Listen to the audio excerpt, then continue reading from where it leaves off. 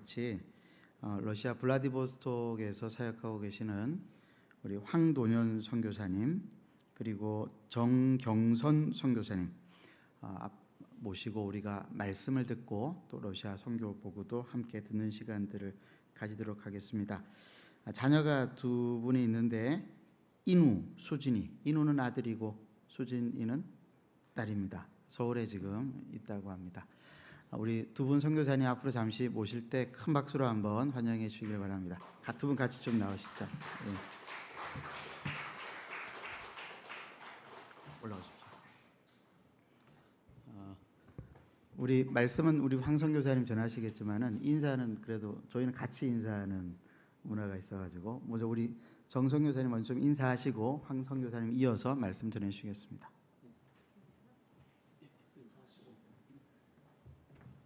여러분 반갑습니다. 저 러시아 블라디보스톡에서 온 정경선 선교사입니다. 여기 내려오면서 너무 가슴이 설렜고요. 저 한마음교회 너무 오고 싶었거든요. 오랫동안 기도했는데 이렇게 찾아뵙게 되어서 너무 감사하고 또 저희 러시아 선교 또 저희가 선교 편지 보낼 때마다 기도해 주시고 또 여러모로 관심을 가져 주셔서 감사하고 또 특별히 서은철 목사님 만나 뵙게 돼서 너무나 감개무량합니다. 귀한 교제의 시간 있도록 기도하겠습니다. 감사합니다.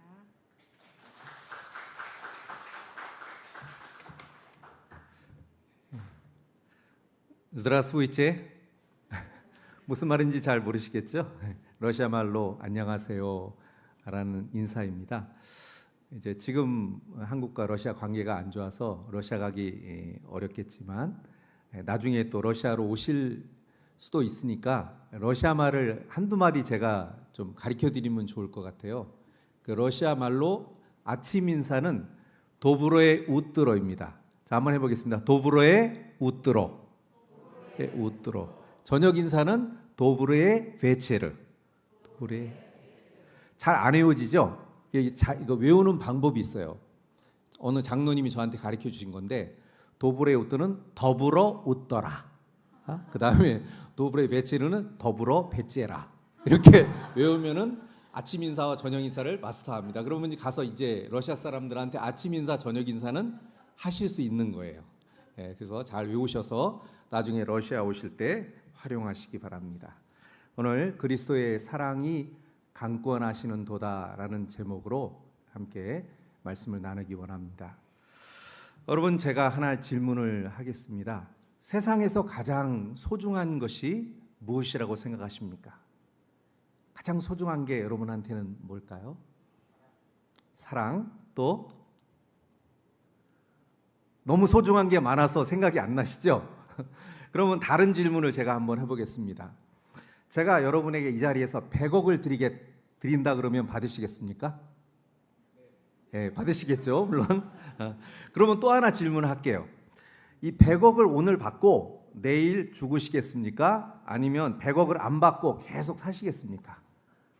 제가 이런 질문을 어떤 청년한테 했더니 100억 받고 오늘 실컷 쓰다가 내일 죽을래요, 이런 사람도 있었는데, 그러나 아마 대부분의 분들은 100억 안 받고 계속 살겠습니다, 이렇게 대답을 하실 것 같아요. 그러니까 생명이 굉장히 귀하지 않습니까? 세상에서 가장 소중한 거는 우리의 목숨, 우리의 생명입니다. 생명이 없다면, 내가 내일 당장 죽는다면 뭐 돈이 무슨 소용이 있고 명예와 권세가 무슨 소용이 있겠습니까? 이처럼 우리의 목숨은 매우 귀중한 거죠. 근데 여러분, 이 목숨보다도 더 소중한 게 하나 있어요. 그게 뭘까요? 아시는 분? 목숨보다 더 소중한 게 있는데 그게 뭘까요? 언뜻 떠오르지 않으시죠? 저는 자식이라고 생각합니다. 이렇게 한번 가정해 보겠습니다. 정말 누군가를 진심으로 사랑해요. 근데 그 사람이 죽을 위기에 처했는데 내가 대신 죽으면 그 사람을 살릴 수 있다. 그럼 그 사람을 위해서 희생할 수 있겠죠. 그런 분들이 있어요. 일본에서 그 지하철에 떨어져 죽게 된 사람을 살리기 위해서 자기를 헌신한 이수연이라는 분도 있고, 또 뭐 소방관 중에는 다른 사람을 살리기 위해서 자기를 희생한 그런 소방관도 있고 그런 분들이 많이 있습니다. 그런데 만약에 어떤 사람을 살리기 위해서 내 자식을 희생시켜야 한다면 여러분 그렇게 하실 수 있으시겠습니까? 저는 못할 것 같아요. 저는 내 목숨은 어쩌면 줄 수 있을지 몰라도 내 자식의 목숨은 내줄 수 없을 것 같아요. 그러니까 목숨보다도 더 귀중한 게 뭘까요? 목숨보다 더 귀중한 거는 자기 자식이죠. 근데 여러분이 잘 아는 요한복음 3장 16절 말씀 다 외우고 계시죠? 하나님이 세상을 이처럼 사랑하사 독생자를 주셨으니 이는 저를 믿는 자마다 멸망치 않고 영생을 얻게 하려 하심이니라. 하나님은 어떤 일을 하셨죠? 하나님은 우리를 위해서 독생자를 주셨습니다. 둘도 아니고 하나밖에 없는 아들을 대속 제물로 주셨습니다. 삼위일체 하나님을 묵상할 때 또 이 하나님의 사랑의 깊이를 더 알 수 있는데요. 예수님은 자기 목숨을 죄인들을 위해서 주셨습니다. 그리고 하나님은 그 목숨보다도 더 소중한 아들의 생명을 우리를 위해서 주셨습니다. 그리고 예수님이 떠나가시면서 약속하신 성령님께서는 우리와 늘 함께 하시면서 우리를 함께 하시고 우리를 돌보시고 사랑해 주시는 이 삼위 하나님, 그분을 묵상할 때 우리는 이 하나님의 사랑을 더 깊이 느낄 수 있습니다. 그러니까 하나님의 사랑, 그리스도의 사랑은 바로 가장 소중한 것을 내어주는 최고의 사랑이라고 말할 수 있는 것이죠. 자, 14절 오늘 읽은 본문 말씀을 보겠습니다. 그리스도의 사랑이 우리를 강권하시는도다. 우리가 생각하건대 한 사람이 모든 사람을 대신하여 죽었은즉 모든 사람이 죽은 것이라. 여기서 강권하다는 말은 원래 원어로 보니까 시네케이로 둘러싸고 밀어내다 또는 붙든다라는 뜻을 가지고 있다고 해요. 제가 새 번역을 이렇게 찾아보니까 새 번역에는 그리스도의 사랑이 우리를 휘어잡습니다 라고 번역이 돼 있어요. 번역을 참 잘한 것 같아요. 여러분, 어떤 그리스도의 사랑이 우리를 휘어잡습니까? 우리를 위해서 십자가에 달려서 물과 피를 다 쏟으신 그리스도의 그 희생적인 사랑이 우리를 강력하게 휘어잡고 있죠. 로마서 5장 8절 말씀을 보겠습니다. 우리가 아직 죄인 되었을 때 그리스도께서 우리를 위하여 죽으심으로 하나님께서 우리에 대한 자기의 사랑을 확증하셨느니라. 여러분, 이 말씀에서 하나님이 언제 우리를 사랑하셨어요? 우리가 아직 죄인 되었을 때, 우리가 하나님의 사랑을 받을 만한 가치가 전혀 없었을 때, 우리가 심판받아야 할 그런 존재였을 때 하나님이 우리를 사랑하셨습니다. 여러분, 우리를 보십시오. 저와 여러분의 모습을 보십시오. 우리 내면이 어떻습니까? 우리는 너무나 이기적이에요. 우리 얼마나 욕심이 많아요.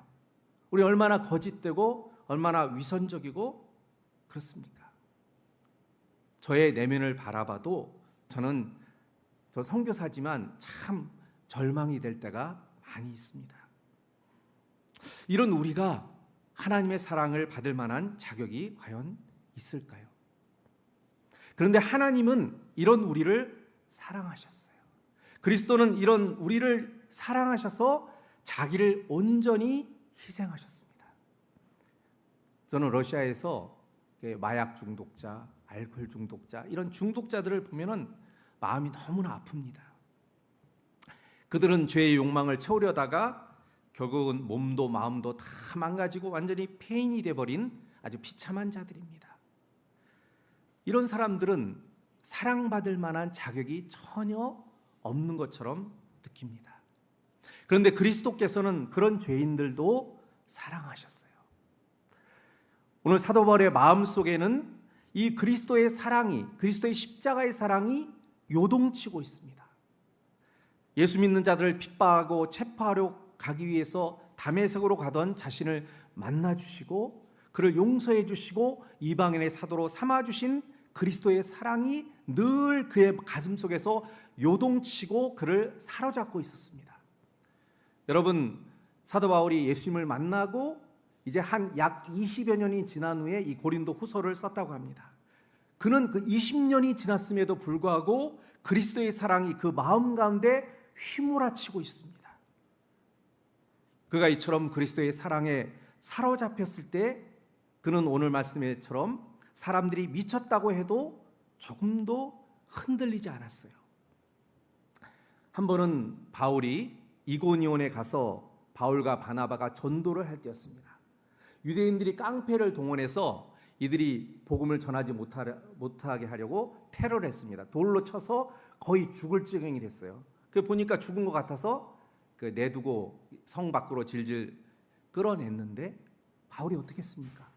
다시 일어나서 그 성으로 들어갑니다. 바울이 어떻게 이렇게 불사조 같은 삶을 살 수 있었습니까?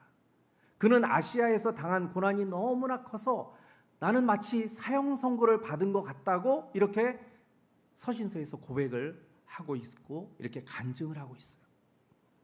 그러나 바울은 그런 상황 속에서도 열정적으로 복음을 전합니다. 그는 3번의 전도 여행을 통해서 수많은 교회를 세우고 많은 제자들을 양육했습니다. 어떻게 그가 이렇게 열정적으로 주의 일을 할 수 있었을까요? 그것은 죄인의 개수와도 같았던 자신을 구원해 주시고 또 사명을 주신 이 그리스도의 십자가의 사랑이 그를 휘감아서 그를 휘어잡아서 복음을 전하지 않으면 견딜 수 없게 만들었기 때문입니다. 그래서 그는 자기의 목숨보다도 생명을 더 귀중하게 여기는 그러한 삶을 살게 되었던 것입니다.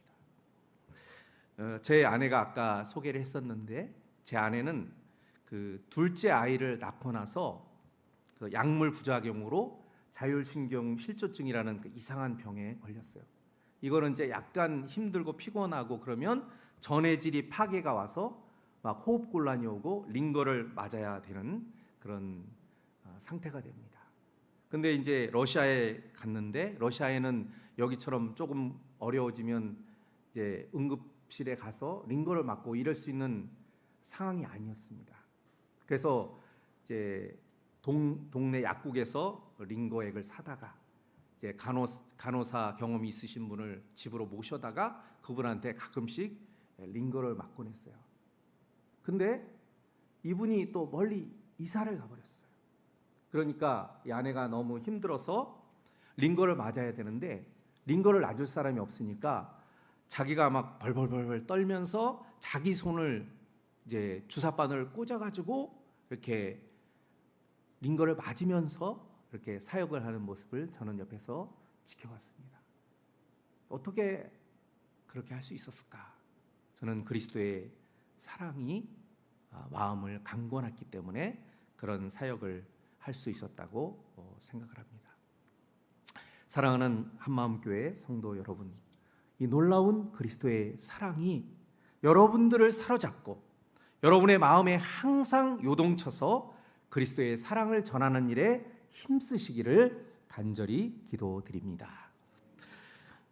제가 우연히 책꽂이를 보다가 오래전에 읽었던 책을 다시 읽게 됐어요. 그것은 그 하이디 베이커라는 선교사의 책이었습니다. 이 하이디 베이커라는 선교사는 어떤 분이냐면 그 미국의 엄청난 부잣집 딸이었어요. 그러니까 자기가 개인 소유의 해변이 있는 집이에요. 여러분은 아무리 부자라도 개인 소유의 해변이 없잖아요, 그죠? 수영장 정도는 있을 것 같아요. 근데 이분은 개인 소유의 해변이 있는 그런 부잣집의 딸로 자라는 분입니다. 그리고 그 캘리포니아의 벵가드 대학에서 학사와 석사를 받았고 영국의 킹스 칼리지에서 조직 신학을 전공해서 박사학위를 받은, 그래서 모든 미래가 열려 있는 학자로서 안락한 삶을 살 수 있는 그런 분이었어요. 그런데 그리스도의 사랑이 그녀를 강권했을 때 그분은 1995년에 아프리카 모잠비크에 선교사로 나가게 됩니다. 그래서 흙으로 만들어진 그 오두막 교회에서 복음을 전하면서 주님의 사랑으로 귀신 들린 자, 병든 자들을 안아주고 기도할 때 그들이 치유되고 회복되는 그런 놀라운 역사가 일어나게 됩니다. 그래서 하이디 베이커는 모잠비크에서 수천 명의 고아를 돌보면서 급진적인 부흥의 역사를 이루게 되었습니다. 하이디 베이커는 자신의 책에서 이런 얘기를 해요. 어떤 사람은 사역을 굉장한 모험이라고 생각할지도 모릅니다. 하지만 사역은 단지 만나는 사람들을 사랑하는 것이고 한 사람을 위해서 멈춰 서는 것입니다. 그리고 잃어버리고 죽어가는 세상을 향해서 예수님의 향기가 되는 것입니다. 사역은 단지 예수님처럼 사랑하는 것입니다. 여러분, 선교란 무엇일까요? 선교학자들이 여러 가지로 선교를 정의 많이 합니다. 저는 이것은 매우 단순하다고 생각합니다. 선교는 독생자를 버리시기까지 사랑하신 그 하나님의 사랑으로 우리가 만나는 사람들을 사랑하는 것입니다. 여러분, 선교가 뭐라고요? 만나는 사람들을 하나님의 사랑으로 사랑하는 것입니다. 하이디 베이커는 자신의 책에 또 이렇게 썼습니다.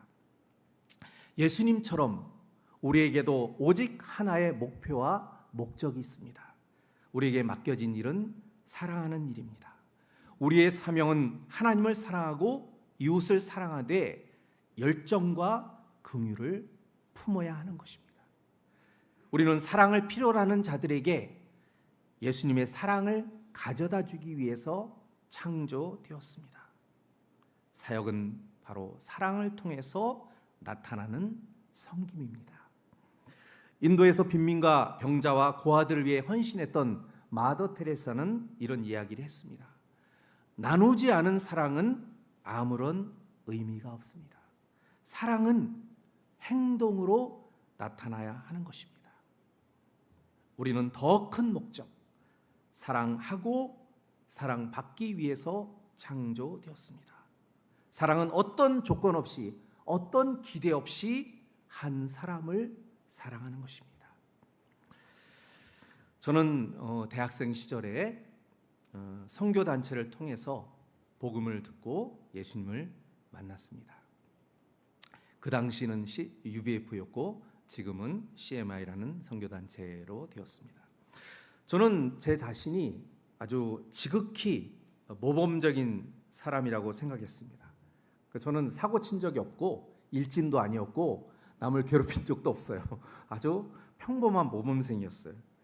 근데 성경을 공부하면서 제 자신이 얼마나 이기적이고 죄악된 사람인지 깨닫게 되었습니다. 그리고 저를 구원하기 위해서 예수님께서 십자가에서 자신을 희생하셨다는 사실이 너무나 놀랍고 감동이 되었습니다.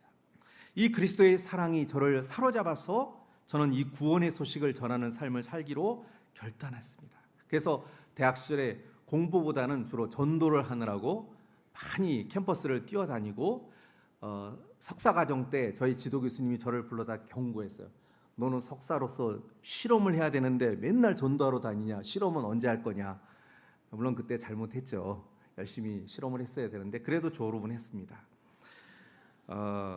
이 그리스도의 사랑이 저를 사로잡아서 저는 이 구원의 소식을 전하는 삶을 살고자 결단하게 되었고 1990년 9월 13일에 당시 수교가 되지 않았던 구소련의 유학생 선교사로 들어가게 되었습니다. PPT 한번 띄워주시죠. 당시 구소련은 공산국가로서 개방이 되지 않았기 때문에 남한 사람이 거의 없었습니다. 저는 기숙사에서 혼자 예배를 드렸는데 첫 예배가 이제 9월 16일인가 그랬던 것 같아요. 그래서 기숙사 벽에다가 세계 지도를 붙여놓고 빈 테이블을 놓고 거기 화분 하나 올려놓고 나는 소리다라는 요한복음 1장 23절 말씀을 가지고 설교를 하면서 첫 예배를 드렸습니다. 공산주의로 굳게 닫혀있는 이 구소련에 하나님의 구원의 소식이 전해지기를 간절히 원했습니다. 그러자 그때 9월 말에 제가 9월 13일에 들어갔는데 9월 말에 한국과 구소련이 정식으로 외교 관계를 맺게 되었습니다. 그리고 그 다음해인 1991년에 소련이 붕괴되었습니다. 그리고 이제 러시아라는 나라가 생기게 되었고 그 이후로 많은 선교사들이 들어오게 되었습니다. 저는 유학생 선교사의 신분으로 학교에 적을 두고 낮에는 열심히 전도하고 밤에는 실험실에 가서 실험하면서 공부를 하게 되었습니다. 그때 모스크바 대학생들이 거의 한 100여 명이 모여서 성경을 공부하고 함께 예배를 드리게 되었습니다. 다음 슬라이드 보여주죠. 그래서 하나님은 놀라운 구원 역사를 이루어 주셨습니다. 그런데 저는 병역 미필자로 군대를 연기하고 4년간 연기하고 갔기 때문에 박사학위를 마치고 다시 한국에 들어와야만 했습니다. 저는 공항에서 러시아 학생들에게 다시 내가 돌아오겠다고 약속을 하고 한국에 돌아와서 병역의 의무를 감당했습니다. 그리고 10년 후인 2004년에 가족들을 데리고 다시 러시아 블라디보스톡에 들어가게 되었습니다. 다음 슬라이드. 블라디보스톡에서는 당시 국제학교를 세우고 운영하며 15년간 교육 선교를 했습니다. 러시아에서는 이제 어린아이들에게 성경을 가르치는 게 법적으로 금지되어 있어요. 그 부모의 동의가 없으면 가르칠 수 없기 때문에 이 학교를 통해서 청소년들에게 복음을 전하고자 그런 의도에서 학교를 세우게 되었고, 이 러시아 교육은 무신론 인본주의 교육이기 때문에 저는 성경에 기초한 학교를 세우고자 해서 스쿨 오브 투모로우라는 그 성경에 기초한 프로그램을 도입해서 아이들에게 이 영어를 가르친다는 이제 미명하에 아이들이 그 프로그램을 이제 배우게 되면 기독교적인 가치관을 가지게 되는 그런 프로그램으로 아이들을 이제 돕게 되었습니다.